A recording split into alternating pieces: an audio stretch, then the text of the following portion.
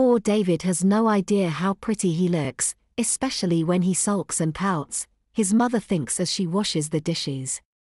If she'd known just how effective petticoating would be, she'd have done it last year and probably the year before.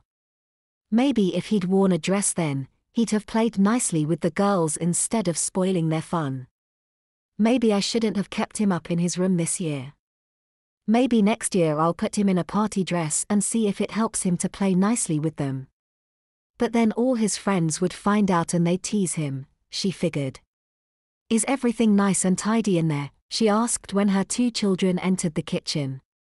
Yes, Janet replied.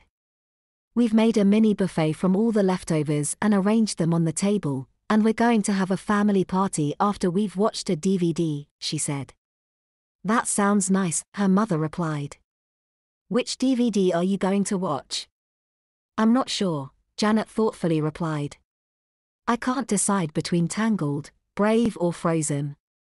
Why, maybe David should choose one. That's what I said, but he can't decide either. Not Frozen, David muttered. His mother suggested Brave, since she thinks he'd enjoy that with all its warring clans and bows and arrows. I've seen it, he replied. I suggested that he could watch it again. But it's a girl's film, he mumbled. I don't think that matters under the current circumstances, she replied. Have you seen Tangled? She asked. He shook his head. Well, watch that then, his mother suggested.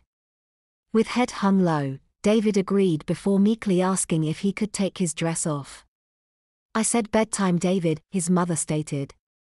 He conceded and followed his sister to the lounge. His mother took them a beaker of pop each and deliberately gave them matching princess beakers. Thanks, Mum, Janet said. Thank you, David meekly added.